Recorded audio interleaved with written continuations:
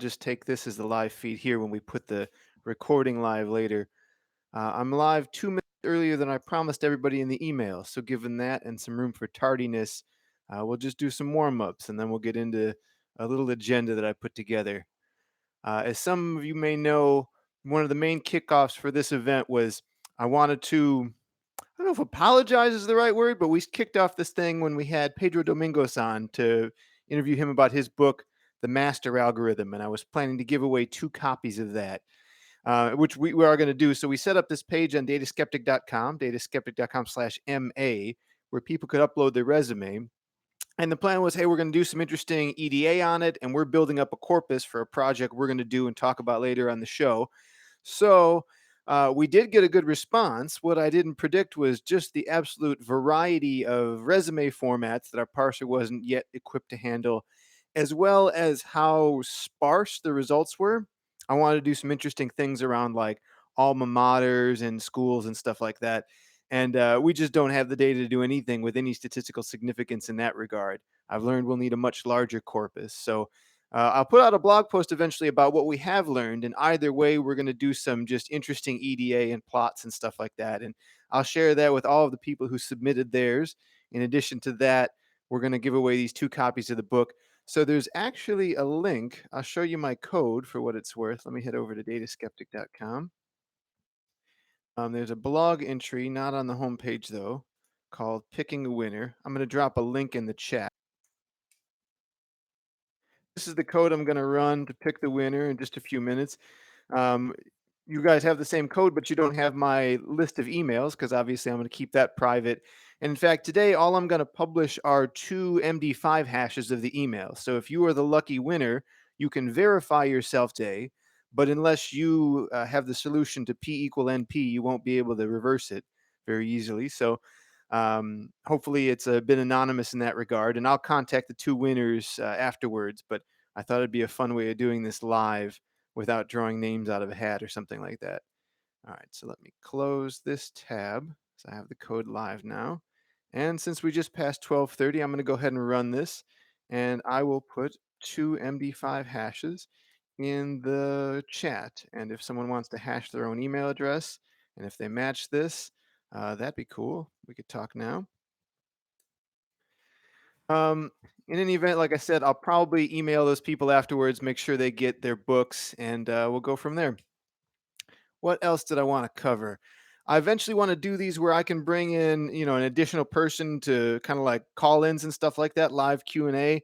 I don't know how. I'm going to be proud of myself if we get all the technology off the hook today without too many mistakes. So, goal for me today was just to give it a shot, see if anyone was actually interested in this. And thank you very much. Uh, well, we just went down by one, but maybe we'll pick up a few. So, we're just going to see if this is a style of content we want to add to the whole Data Skeptic platform. Got a few other things. So I thought for a warm up, why don't I show off what Data Skeptic HQ looks like? So we're here in the main office. This is not our recording studio, but I'll turn this way. You'll get a glimpse of Yoshi. So Yoshi's our office bird that you hear about on the show pretty often. Let me scoot her away from the window so we get a better view. So yeah, Yoshi keeps us entertained here in the office. She's a little photo or camera shy, especially photo shy. She gets very suspicious of us when we put our cameras up by her. I think she'll either be shy or noisy today. Don't know which. Then some workstations back there for when we try and do real work. And pretty humble other than that. Notice over my shoulder, we've got this cool vinyl, what is that, 18 by 18 square of the new AI logo for the AI theme we've been on since the beginning of the year. There's going to be another box appearing right next to that over here in, well, sorry, it's hard to do this actually. This is a challenging task. In this area, as soon as we switch to our next theme, which will probably be in around July, I know what it is, and I've told a few friends, but beyond that, it's kind of top secret still. I'm going to tell all of the Data Skeptic members early, and maybe I don't know, we'll have a live stream where people who want to jump in like this can get some early announcements. But the new theme is coming. AI will not last forever. Got one other thing to show off. I'd love to get some feedback on this if anybody wants to put a comment in the chat. I did this new design for a mug. So it says, oh, sorry, there's a lot of glare. Here, let me hold this up. So it says Data Skeptic, and it's on this very like steampunky kind of Turing machine. So you can see here's our read head, can shift left and right on the infinite tape, and we're just reading Data Skeptic off of there. So I think it's cool. Linda doesn't like it that much. If you guys have any feedback, I'd love to hear your thoughts. This was our prototype, and I'm pretty happy with it. So maybe we'll put that in the store coming up. We did the giveaway for anybody who joined late. Those two MD5 hashes from me are the hashed emails of the winners. So if your email hashes to those, you're going to get a free copy of Pedro Domingos's book as a thank you for sending in your resume for our little project. And everyone who sent in will eventually be getting our analysis that we're getting onto pretty soon. Let's see. Oh, another thing, kind of want to do special for people who took the time to join today. We have these Data Skeptic bot stickers. As many of you know, we launched our own chatbot on the site to coincide with our episode on Chatbox maybe a month or so ago. Our bot today is humble, but it's going to be an ongoing project I'm going to improve with time. It's sort of barely usable today, but it does a few cool little tricks. So I made up these fun little stickers. If anybody wants one, send me a self-addressed stamped envelope and I will send you one. And if you need the address, just shoot me an email. I'll get that squared away. These are like the kind of our special giveaways. You have to meet me at a conference or join a live feed or something like this to get one of these. We don't sell these in the store. They're sort of like a special collectible kind of thing in that regard. So the bot we're going to do a lot more with in the future. Like I said, I just started working with an artist to do some more designs. That it'll be the same idea, but expand on this. We'll give the bot a few emotions. So sometimes when you talk to it, it'll respond in that way in some interesting fashion. We'll see what we do with it. Just fun stuff to play with. I'm going to leave a little time at the end here also for Q&A. If anybody has any questions about the show or the material we've been covering or anything like that, I'm happy to get into whatever topics you guys are interested in. My other big segment was if you saw my early emails and stuff leading up to this announcement, I asked if had any volunteers where we could do a live resume review since that project is kind of in the works where we're parsing out resumes and stuff like that. Um, I put a anonymized version of those files online. So let me drop that in the chat here too. If anybody wants to look along with these. I did my best to anonymize them. I printed them out because I know there's a ton of metadata in PDFs and I wasn't sure I could scrub it.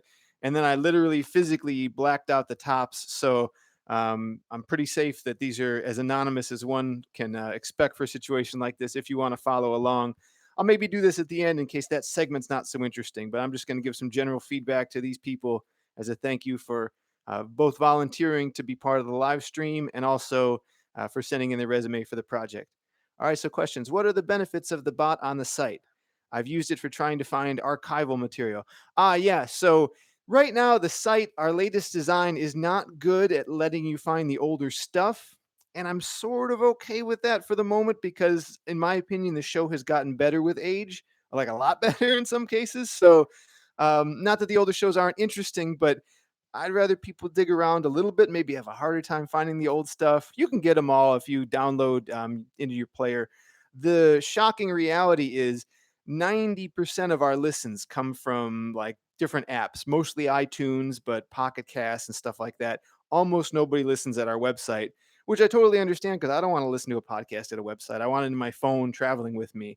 And we actually have, we have good traffic on the site, but not amazing traffic. So, and most of the stuff that comes, it's all for new materials, seems to be what attracts people.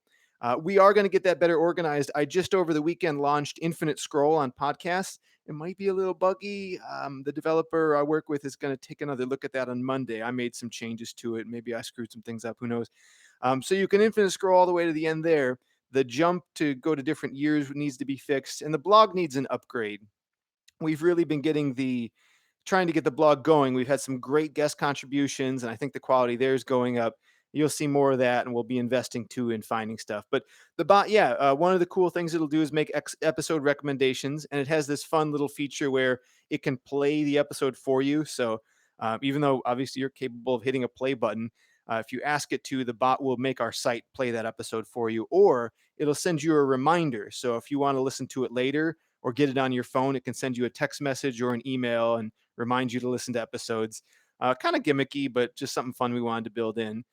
The bot also has a survey system. So sometimes the bot will ask you, hey, will you participate in our listener survey? And we get feedback that way. So it's really cool that a couple times a week I'll get an email and here's the results somebody just said about their thoughts on the show. I like that. So anybody who wants to participate, that's a cool part of what the bot does. More work to work on there though, for sure. Um, right now, our bot is very deterministic. I want to add in a lot more natural language kind of stuff. We have some things we were building that were intended to be part of the bot, but they're just not at the quality where I wanted to launch it yet. So still a bit of R&D. The benefits I think are showing off the chatbot technology and having an excuse for like when we do mini episodes. I haven't done an episode on Word2Vec yet, but eventually we will. And then I can say, hey, we use Word2Vec in the bot, and here's a cool way you can see the use case for it. So rather than just talking about methods and maybe pointing people to a paper, I have the opportunity to potentially say, "Hey, go look at the bot," and it'll be a way to demo stuff. So that's kind of some of the long term for it. Let's see. There are some AI classes on Udacity, but they're still pretty expensive, like around $600. Heard anything about them? I hear mixed results, not necessarily from Udacity in particular. I don't have a tally of the different platforms, but that is a lot of money. But if they've curated it well, the way I would look at it is, most material on the internet's free. You can learn anything you want for free, pretty much. It's just harder outside of a program because there's no one forcing you to do stuff or dragging you through a process, setting goals. And if you need that, that'll help. But more than that, it's like, well, what's your time worth? And, $10 an hour, hopefully more. If it's just 10, are you going to spend 60 hours assembling the same quality material, going through, certain videos that aren't good and finding blogs that are mediocre at explaining stuff? To me, there's just this opportunity cost when I look at something like that. So I don't know. That's something to evaluate. There is something to be said too about like the camaraderie and networking you might get. I think the online courses will tie you into like chat rooms and stuff. Don't know too much about that. Maybe even like a Slack community they probably have where you can get help from people. There could be some good reasons there, but yeah, I don't know. Personal choice, I guess, in that regard. Do you have any plans for making content for YouTube like video podcasts? Well, here's the first. It's a big maybe. The reality is, most video content is very expensive and difficult to make. Just in expensive, I don't even mean like how much money it costs. I just mean the time. Set aside cameras and lights and this kind of stuff.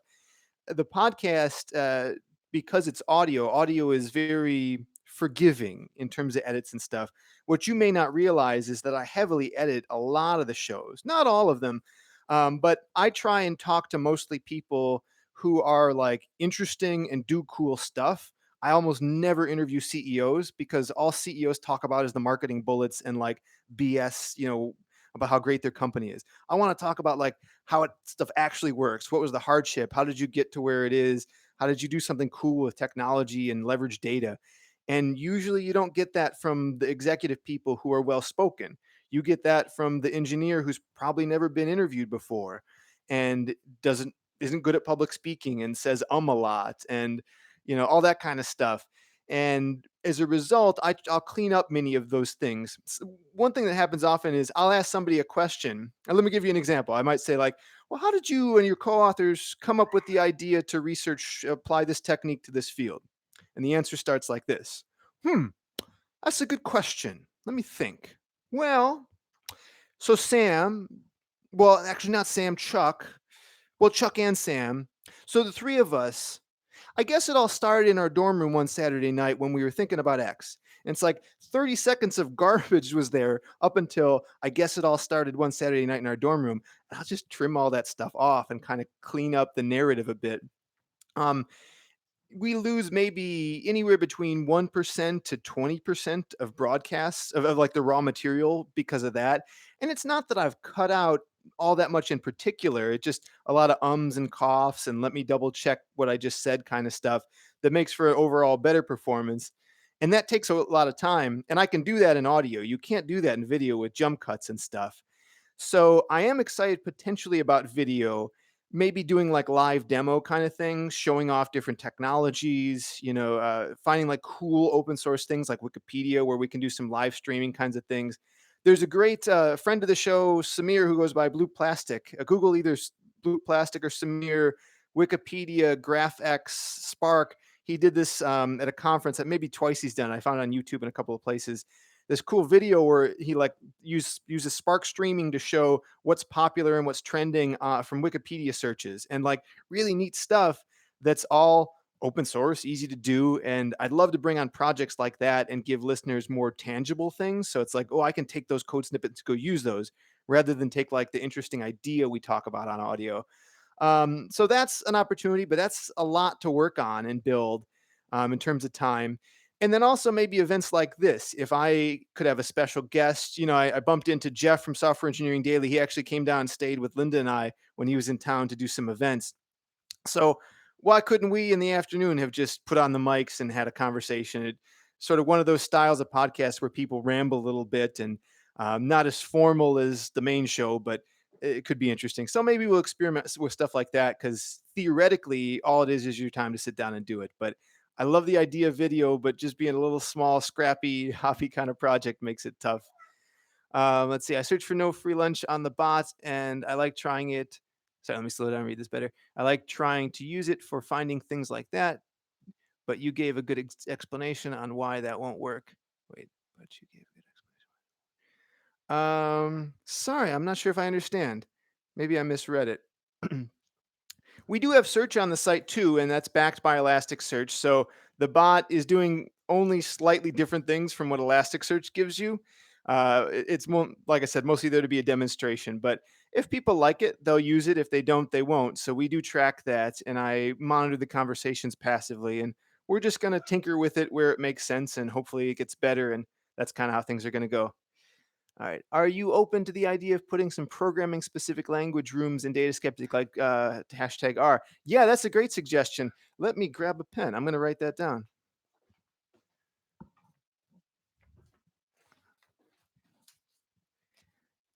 I am very open to expanding our Slack. I feel a little bit upset with myself over our Slack because we've built up a great community and I see a ton of people in there participating and sharing links and fun stuff like that. And I'm so happy that that's just happening and it's kind of just grown all on its own. I feel bad I don't have enough time to get in there and respond and participate in the conversations, but the community that's emerging there, I'm so thrilled with. So, yes, I'll make some. Language specific ones are Python. Open to suggestions there too. I might get picky if you pick some obscure languages, so test the boundaries on that, and we'll see what kind of chatter we develop.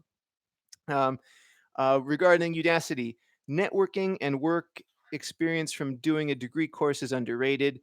Ended up doing software engineering at CERN. Nice, which kickstarted your career. Awesome. Yeah, um, there's pros and cons to all that kind of stuff. Like most things, it's what you make of it, I suspect. So I'll keep trying to monitor the chat. If there's any more questions that come up, I'll do them. But in the interim, I'll go to kind of our main little event for the day. We're going to do this resume review. As promised, I shared the link earlier in the chat. If you want to look at the same stuff I'm looking at, I'm going to start with, I'll make sure I have the same order as they do in there. N is first, then PR, and then NM. All right. So I was hoping if you guys like this as a component of our live feed, I'm open to doing more of these resume review things. The surprising note about the show is we're not really like a careers oriented kind of thing, but it comes up a lot. I did this episode a while back called The Library Problem. And to be perfectly frank with you, it was intended as a filler episode because scheduling just wasn't working out. And what it is I talk through a question I used to give when I would do interviews for junior and mid-level data scientists, just an open-ended thing to kind of get people's opinions and background and sort of understand how they solve problems and stuff like that. Just an open-ended question. And I talked about it on that episode of like what I was looking for from people. And I thought it was just an okay episode, but we got such a strong response. It consistently stays at the top of a lot of our downloads and stuff like that. And there's like a more commercial side of me that's like, oh, we should be all about careers all the time. And I don't want to go there. I like kind of the nature of what the show is, but I know there's a big demand for it. And a lot of the listenership is people who are either in school, about to start a career, or early in a career. And I remember at those ages having so many questions and not knowing, like, should I negotiate? Should I do this? Should I do that? And you do need a little bit of outside advice. So I want to put things like that on the bonus feed and maybe here. And we're going to run this experiment where maybe we put some jobs on the site, some very well curated data science stuff. So that may be coming. But that's always stuck with me because of how popular that episode was, that maybe we should do more stuff. So this is a way to do that. All right, I'm going to start with N's resume at the top of that PDF link I shared earlier. I'm going to read the summary and I'll tell you why, because the first thing I look for on resumes is that top part. I have a perpetually curious and creative mind that craves interesting problems and exciting technologies, but especially the intersection of the two. Cool summary. If I were to recommend an improvement on that, it states something more affirmative about what you want for your career. Realize that when a hiring manager, or even probably the person that's in front of them, that is, just an HR person or recruiter, when they get your resume, it's in a stack of lots of other resumes, and their goal is to sort through them as fast as possible and weed people out. So you could be a great candidate, but if it's just like, oh, I'll do whatever you want, I'm good at lots of stuff, pick me, you may not get noticed as quickly as like, I have the precision thing that you need for this role. And there's even a good excuse for, depending on how broad or narrow your job search is, to tailor your resume to every application and say, like, what I want next in my career is X. And that's what I really like to see in a summary section, because then I know, what does this person want to do? When I'm hiring, there's kind of two approaches. There's what I call like the shotgun approach. Like if I'm building a team and I've got 10 headcount, I'm just going to pick three good people. Doesn't matter too much about the background. As I start to lose headcount because I filled spots, I need to hire more to complement the deficits in the other people, so it gets more specific. And that's like if you're building a team for a large engagement. If a team is growing slightly, like, oh, we need to now bring in someone who has a good background in graph theory because we're moving in that direction with the company. I want to find someone who knows computational stuff about graphs, and I'm looking for the right person who's very narrowly focused in that area. And yeah, a lot of smart people could get in and adjust and adapt and 3 months in be doing stuff, but sometimes I need a deep expert. So knowing what you think your deep expertise is and what you hope to be working on will help get a lot of more attention from hiring managers. Well versed in a lot of good languages. Cool. You call out Oracle SQL. Hey, Linda. She might come on the next one. We're short a headset, or actually, we're short a connector. We have an extra headset. But maybe Linda will come back and she can say hello towards the end. Code samples, very good. Always have code samples. And oh my gosh, I'm so sorry I didn't anonymize that enough. I'm gonna delete the link after the episode, so only people captured in the live stream.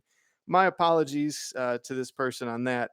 But always have your GitHub and some links to your work. It's the next step I'm gonna take as I review stuff.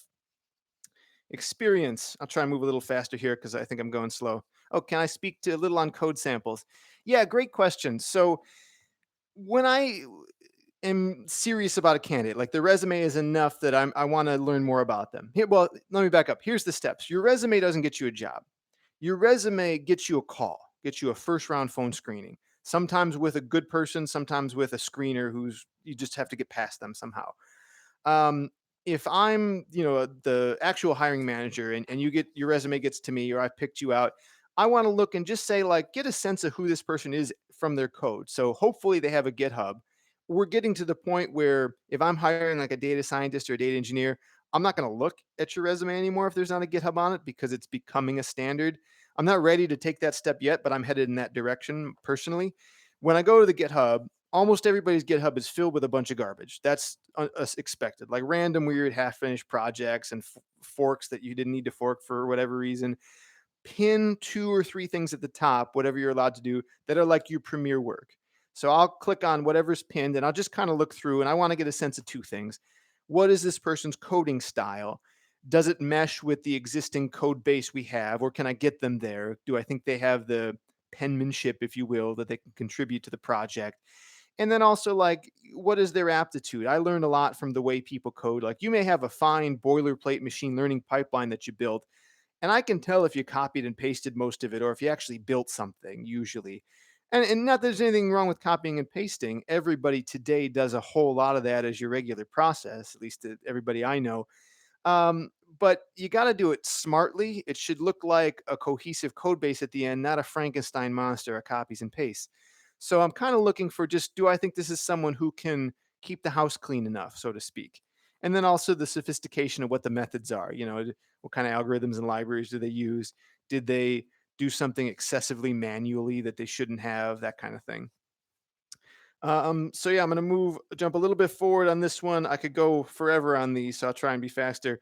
Under education, we have a master's degree in economics. Very cool. I like economics. I want to know what the bachelor's is though, because well, it depends on what you're doing. Obviously, this person's going to seek a technical job. They've got a technical aptitude, but sometimes people economics to me is not a technical discipline. By that I mean like you could probably get an economics degree without knowing SQL, without ever having a programming course. So all this programming might have been learned independent study. If the bachelor's is like computer science, I would feel like, oh, okay, they're good. But if the bachelor's is like literature or chemistry or some other fine field, but then I'd say, okay, with this person, I need something more to know about their technical background. So I would put the bachelor's on there. Although I see a lot of good coursework, public speaking stuff. Very cool. The most useful feedback I think I'd have for you is get more precise with your summary and where you want to go so people know what your objective is. I'm going to move on to the one that's labeled PR from Portland. GitHub link. That's really good. Oh, I exposed the area code as a reminder to myself. You may want to, if you're applying to out of town stuff, you may want to think about trying to, let's just say, slightly misrepresent yourself. Get a local number with Google Voice, maybe have a local address from a friend or something, because uh, unfortunately, it is the case that your out of townness could sometimes hold against you. That's not universally true. Relocating people is common, especially at really big companies, but smaller companies, startups, not only are they wary of that just because of the added cost, and maybe it's just better to find local talent, but also in my own anecdotal experience, it's very common to go far down a path with someone who's going to relocate and have them back out at the last minute. So I always have to have a backup plan if I'm trying to relocate somebody. And, I try not to let that influence me at all. I want to just hire a good candidate, regardless of where they're coming from. But it always worries me that, hey, is someone going to again back out at the last minute after I thought everything was in line and we stopped looking for people?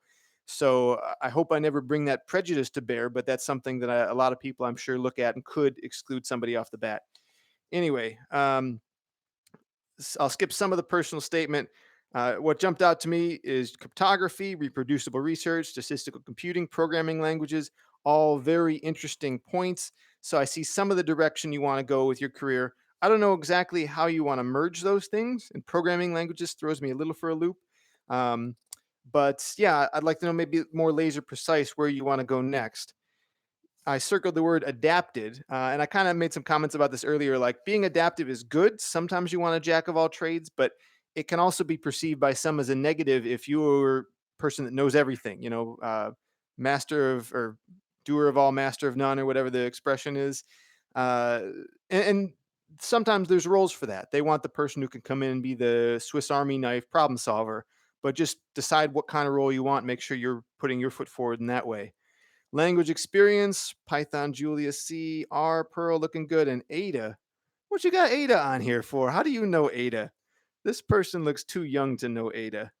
That's an old man's language. Um, I that would come up in the interview. I wouldn't obviously hold that against anybody, but it's a curiosity. I'd love to know where that was picked up from. Um, there's a in progress for the masters and no end date. Now, maybe this person just did the resume to participate, in which case this is the honest truth. But if you're a serious job seeker, you've got to put your expected graduation date so people know. And I don't know if there's a magic time when to apply. I see a lot of stuff too early, and I say, I don't know where I'm going to be in 6 months, but that's kind of the nature of the hiring I've done. If I were in charge of much larger teams or at a bigger company where we thought more long term, maybe yeah in the fall I'm talking to spring graduates and trying to line stuff up. So I think the size of the company will vary there, but either way, excuse me, make sure you're clear. There's a 4-year gap between education on here where I guess the person was working. It's not totally linear to follow. That doesn't bother me at all. I don't care about gaps whatsoever. Maybe you took a year off to write a book and you got it out of your system. Doesn't bother me, but it's something that some people look at. So just be prepped for it, I guess. Uh, Now we're getting into some really cool projects for this person. Contributed to data aggregation processing pipeline. Really interesting from a data engineering point of view. I would love to know more about what exactly does that mean? What technologies were there? How can I take the skills and experience you had there and exploit them in my projects. If I knew what your stack was and some of those things, that would help a lot because from a like a data engineering point of view, that's everything I want to know about. And on the personal side, I would be curious to hear what this person thought about our 2 episode series at the Loney Lab, where a lot of similar pipelines and problems were built. Maybe they even have experience with the Loney pipeline. If you were at all interested in writing something for the dataskeptic.com blog, even if it's critical of our 2 episodes, I would just like to hear the impressions, maybe what you thought we left out or something related to a topic like that. And here we got, okay, cool stuff. Python, Bash, R, Neo4j. That's interesting. Graph stuff. I would maybe try and put that a little earlier. And that's some of my comments too, down in other areas, like buried here under one of the independent contractor roles is that, AWS. Get that to the top. A lot of times you're talking to somebody in the middle between the hiring manager who was just told what keywords to look for. I need someone that knows Python, Spark, and AWS, and all you got's Python at the top here. Even if you don't know Spark, do a couple Spark demos and put Spark on here. If you feel that's dishonest, put it under some other heading, like that just says developing skills or whatever. Don't lie. People will catch you out, but never leave anything off. And AWS is a required skill a lot of places. Same thing, Docker on the next page. This resume gets better and better the more I read it. But try and make maybe a stronger, more detailed first impression. There's a lot of cool projects on here that feel outside of like my sphere, like in more technology stuff. This would be like more hardcore engineering kind of things or an academic background, especially that you've been in academia now doing your master's for a little while. Um, you have a grasp of a lot of the industry technology, so let that be known. Not everyone coming out of school does. You have a big advantage for those years you worked in between. Let me jump to the questions that I've been ignoring a little bit here. Can you speak a little on code samples? I think we did that one. Can folks with mechanical engineers join data science camp? Um, by camp, I want to make sure you're not talking about some boot camp that's called that. I think you just mean the whole broad data science field. I see no reason why not. You will have certain disadvantages over maybe someone who had a background in statistics or computer science. But if you have good engineering skills and you're ready to learn whatever things you might be missing and find the unique aspects of your training that you can bring to bear, then why not?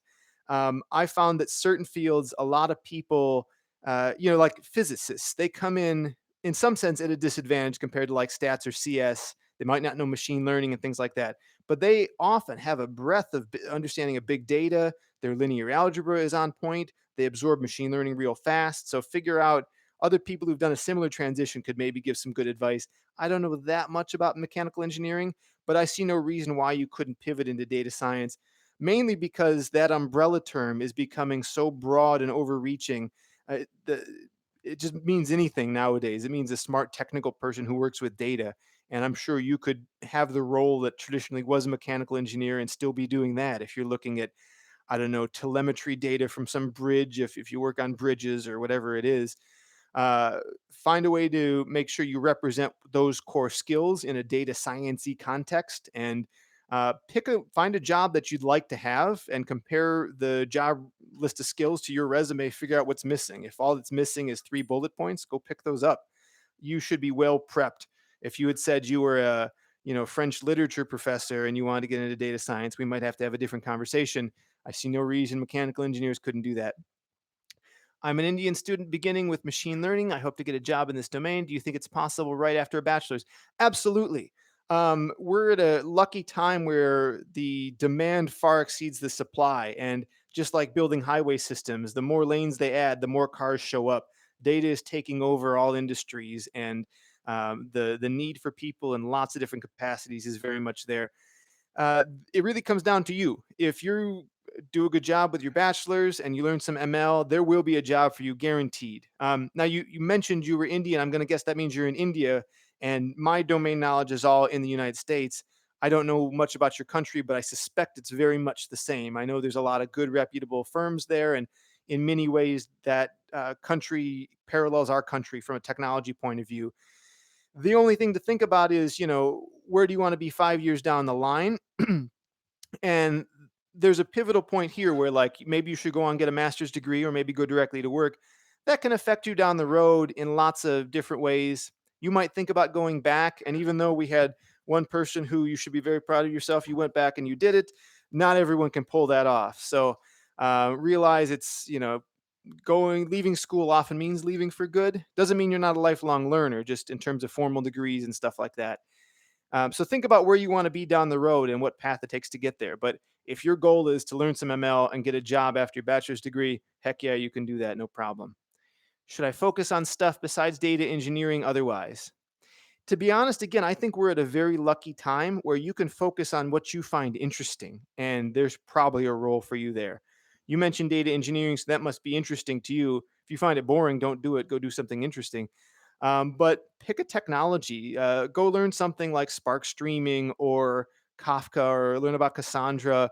Find a cool thing, do the quick starts and the demos, build that skill up, and then you're ready to rock and roll at a lot of companies who need people to do that. So, um, if you can, especially coming out of a bachelor's degree, one of the problems a lot of people have is they don't know how to present themselves. And the resume has, oh, here's 20 courses I took, and I'm interested in every algorithm and everything, and I'll do whatever you want, and I'll be a sponge.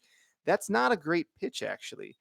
Everyone's making that pitch, and it kind of puts the burden on the company to train you. And some will. Sometimes you'll meet great teams and good mentors, and you'll have very lucky experiences, but you're going to be more successful finding a job if you come in and you say, yes, I don't have a lot of work experience, but I have on my own gone out and developed these three expertises. I'm really good at it. I've got these demos. You use that tool.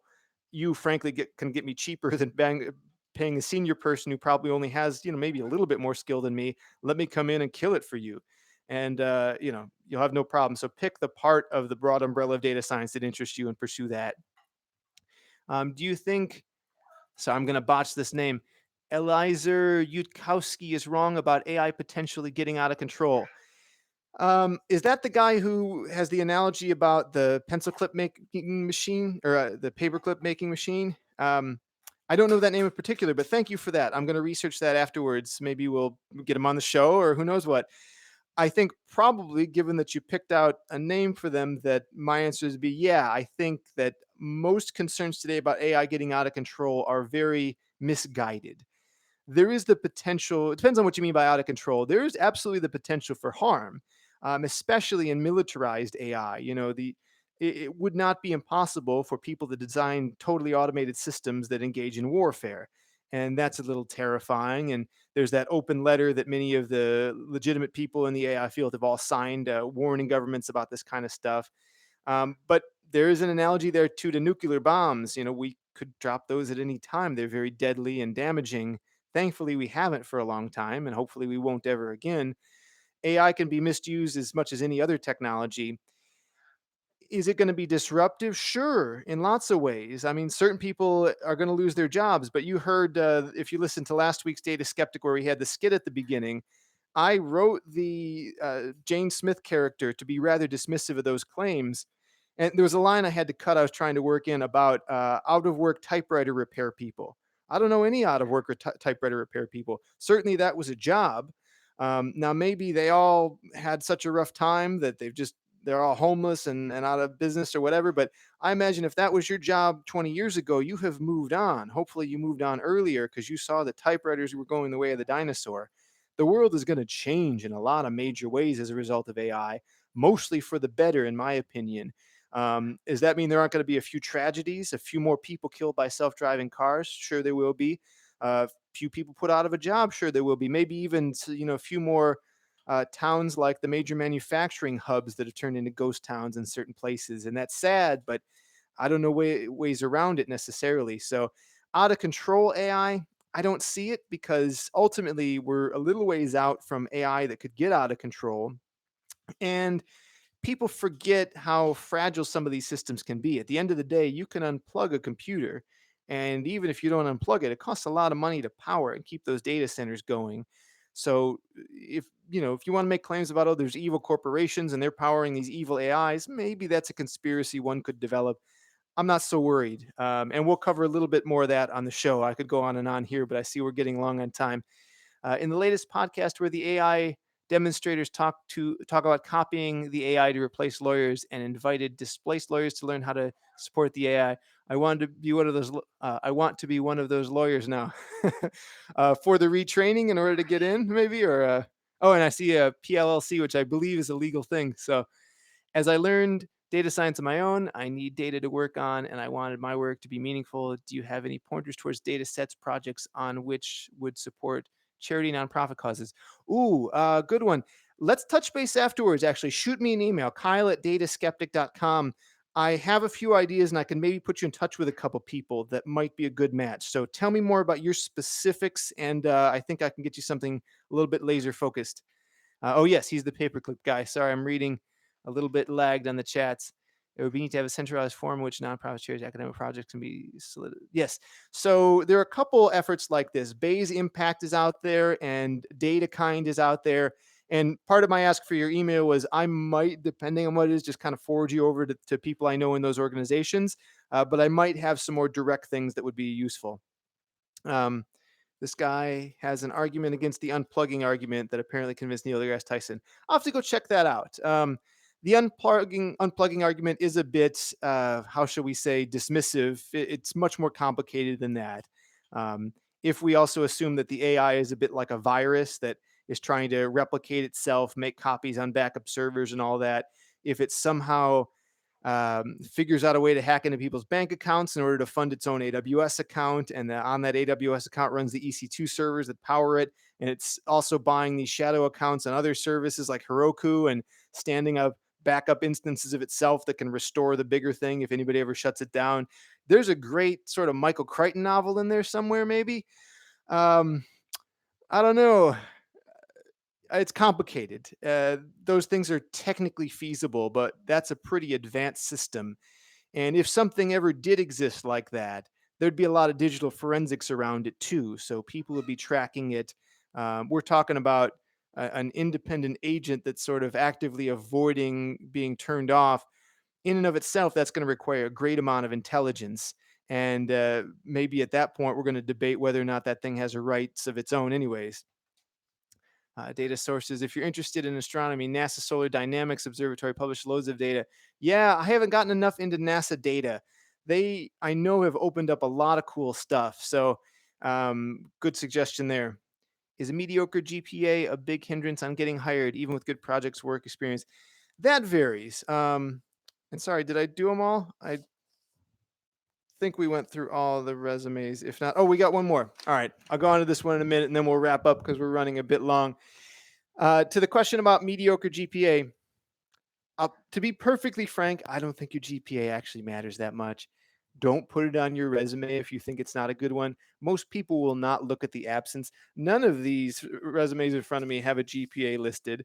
I see it. I see it maybe 50%. Oh, sorry, this one does. 1 out of 3. That's probably about how often I see it. For myself, I'm not necessarily all that impressed with GPA. Maybe that'll tell you something about the GPAs I used to have. Some people care a lot. There are, many hiring managers where that's the stopping point. In the same way, like when you go look for a house, if you've got to have a swimming pool, you're not going to buy a house without one. So move on past that hiring manager. Plenty of people, if you have good skills, will hire you. The GPA might get you a few more doors opened, but realistically, if anything, it's your alumni network and what school you went to that might get a few doors open. It comes down to, can you convince the people you're applying for that you can do the job? That's what really matters. And the GPA is sort of an indicator of that, but no one's going to verify that anyways. No one's going to call your school and double check your GPA, which is not me encouraging you to lie. Don't do that. I would say if you don't like your GPA, just don't mention it. One of the biggest mistakes I see in a lot of people that I'll interview is when they tell me all the things that's wrong with them instead of the things that's right. I remember having to stop one candidate once who was really bad about this and like, stop telling me things you're not good at. I want to hear about what you are, because you are an accomplished person or we wouldn't be on the phone talking. I saw the original resume. All right, one more question here. It seems there's a huge imbalance in human data versus natural science data. Natural science data is a lot more difficult and expensive to acquire. Lots of data science on human data. Yeah, very true. We're at this interesting age when just the data collection mechanisms for a lot of stuff. Advertising is a big example of this. The ads, a lot of SEM stuff gets way more credit than it should because it's so trackable. a billboard ad does have an impact, not the same way as clicking a Google ad, but it's much more difficult to convince people of that and hard to measure. Yes, the stream should be archived. I need to probably trim up the beginning a little bit, so it might take me some time. I have a busy week coming up, but we'll put this live eventually. Last resume for NM from Columbus, Ohio. Automation engineer focused on the software development of predictive models, data processing algorithms, and UI applications. You are very interesting to me because you're not doing like the stuff I love to do. You're not doing the modeling, at least so far. You say you're the automation engineer. So it's a bit like a configuration manager or a deployment engineer, only specifically for data science machine learning. This is a good opportunity. There's lots of needs for people like this and not enough people doing it. Everyone wants to do the sexy parts, right? Build the models. And there's a big gap in this space. So you've got a great opportunity from the start. Uh, and as I've said for a lot of other people, maybe more clear about what exactly you want from your role. So, like one of your goals or one of your bullet points is extensive leadership experience. So that's cool, and I get that that's something that you bring to the table. Are you trying to be a manager here? Because you say automation engineer, not automation engineering manager, or seeking leadership role. Uh, I either want you as a leader or I don't if I'm the hiring manager. And a lot of people will try and convince you that it's what you want, even if it's not what they have. Like, oh, yeah, you're a manager, even though you have no direct reports, and we're going to build you up. And assuming amazing things happen in the company, you'll have 6 people reporting to you, and none of that stuff ever comes true. Um, do you want a leadership role or not? If so, push more on that and tell me why you're a manager, how you do team stuff, and tell me less about your actual technical aptitudes. Or perhaps take that out. I mean, it's not like it's distracting, kind of a nitpick, but just something to think about. Make sure, similar thing with the bullet, technical documentation ability. That's great. And I value that, but I'll tell you, most companies do not value that, even though they should. Education, Ohio State, Bachelor's of Science in Engineering Physics. Okay, cool. A specialization in computer science engineering. Good to see that. I would emphasize that some people will look at that as a disadvantage, and you have to come back and convince me now that you have the technical skills because your field doesn't necessarily guarantee every candidate knows the more practical implementation sides of things. What automation tools do you use? Is Selenium in there? Do you know Docker? Do you know AWS? The kind of tech ops stuff that an automation engineer is probably going to need. And then we get into some of it. I see you've got C, C++, C Sharp, Java, a lot of good languages, OpenCV, cool. SCADA, which I don't know what that is. I don't know what HMI development is, and that comes up later. Are you messing around Android Studio? That's cool. MATLAB, that's getting antiquated. TCP and Ethernet IP. So you have a diverse set of skills here, and I love that you're kind of a tinkerer, and I'm much the same way. But and there are times when you need to hire a tinkerer, and especially in a role like automation engineer, often you're the guy who just has to glue rando systems together. So a lot of things fall on you to probably, use duct tape and chewing gum and whatever else to just make stuff work. So a hacker's mentality is a good thing to exhibit, but be wary that master or expert of many, master of none, whatever that phrase is, can come up here. I can't imagine needing to know anything about TCP/IP anymore unless you are some real neckbeard Unix level guy who looks at the kernel. So many uh, abstractions exist now between the work that most development does and that layer of stuff. And you've got obviously a lot of great skills, so you don't need to pad the resume. Maybe focus the bullets a little bit. An interesting one, because there's a lot of good details here. One of the work experience bullets is monitoring level 1, 2, and 3 network communications slash databases and solve issues when necessary. That actually stands out to me quite a bit, and I like that bullet. There's a quality I look for, and it's not good at every organization. This is often bad at a small company, but at a medium or large company, if I'm going to build a larger team, getting people that are not afraid to kind of not break line and break the hierarchy, but make cross-functional friends and figure out like, oh, there's this people in this department, they're trying to do something, and I could just help them really easily, and it would be a big win. Or a great way this was put to me one time, I was working with a company who I was brought in to kind of assess the technology, that basically the algorithms that this company that was about to be acquired possibly had built. They had sold the potential buyer on just how powerful these algorithms were. And there were some, for good reason, questions about whether or not they were worth what the company was asking for them. And the one like main VC guy who was kind of like my boss in that scenario, he said, "We got to go in there." When we landed that day and we were driving from the airport to go to this place, he says, "We got to find the guy who knows where the bodies are buried." And that's always stuck with me as such a very eloquent way of describing certain key people in organizations who just, not just because of their tenure, but because of their role, and being proactive and going through help desk tickets and just double checking. You probably shouldn't be looking at monitoring level one, assuming one's the first level. Just, reset my password kind of stuff. Maybe that wasn't worth your time, but worth enough of an investment. So I like that you went in and were doing that kind of stuff proactively. Not everyone would, but to me, that's a big thing that stands out. You might want to promote yourself more in that way, or at least know to have it come out during that phone call. Because, as I said, to wrap up all of these, your resume exists to get you on a phone call, not to get you a job. So stand out from the crowd a little bit. Say what you're looking for, what you're good at, and be brief because people are going to look through a lot of these. All right, let's do one round of the final questions and then we'll sign off. Um, on NMCV. Oh yeah, so feel free if people want to share their thoughts too. Did Kyle just say that the Matplotlib seems to be getting old? No, if I did, I misspoke. MATLAB is what's getting old, and frankly, I would almost take MATLAB off a resume. I don't mean to insult anybody who that might be their core thing anymore, but it has just really fallen out of fashion. And I believe it's still like an enterprise tool if you even want to use it in a production way. Everything that it has exists in Python and R and plenty of other languages, and it's all open source and probably optimized a little better. So much as I hate to say it, because I grew up on MATLAB, and maybe if I went over to the MathWorks, they'd have new stuff that would impress me. But I don't think that's the way things are going. And the worry I would have for you putting that, because I certainly don't put MATLAB on my resume anymore, I actually don't want to be hired to do any MATLAB. If you do, put it prominently and probably make it the only thing so people know that that's what you're going for.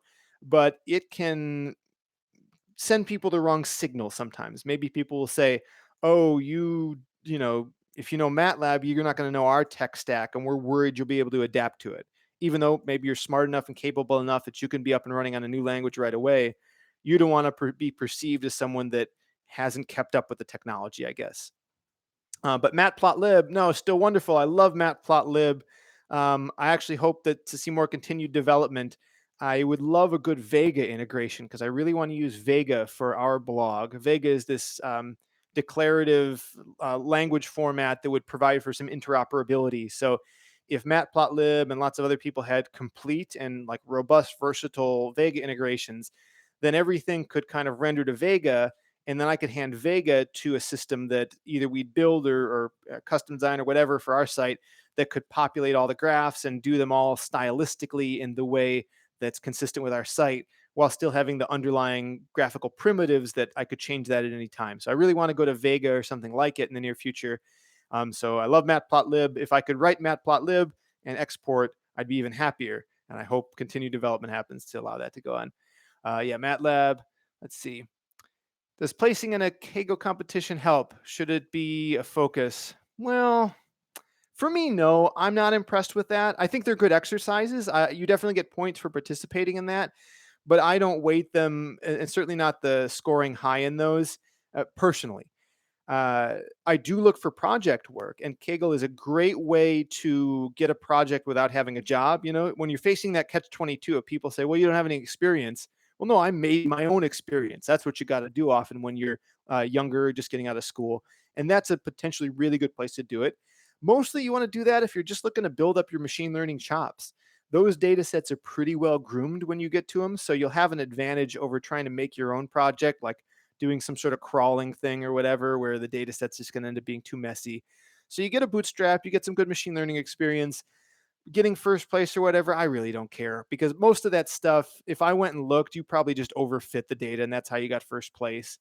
I guess I'm being a little cynical there, but the getting in the top 10% or something like that might be impressive, but placing first or something, I could care less because all of the top solutions, sometimes it'll come down to just who had the luckier random seed when you trained the most obvious, when you trained XGBoost to do the work. Um, it's good to show your experience and to build some that way, but I wouldn't worry too much about placing super high. Now, other people will disagree. especially people that do those regularly. They probably value that very highly. So if you find out that your hiring manager at the job you're about to interview for has bragged about that on his social media, then yes, absolutely put it on your resume and make sure he or she sees that you did the same. That'll speak volumes to them, not to me personally.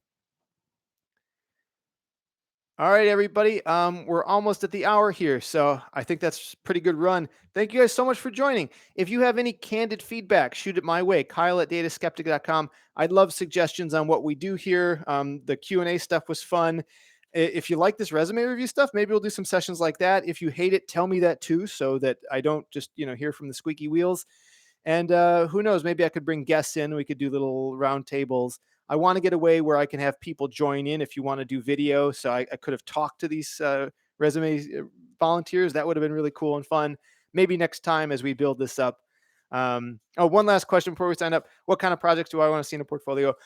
I want to see something that shows me technical competency and a passion for the work. I want to look at something where I feel like, wow, you really kicked butt on this. You worked hard. You found a novel, cool aspect of it, rather than like, oh, here's the class project that I did on the day before and got it done.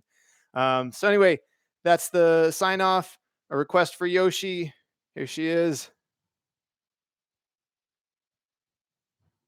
Very shy today, eating a pellet. Only a couple squeaks out of her. She usually gets noisy when I do calls. But yeah, as she'll tell you if you wait long enough, she's a good girl. Anyway, thanks everybody for joining. Enjoy the rest of your Sundays.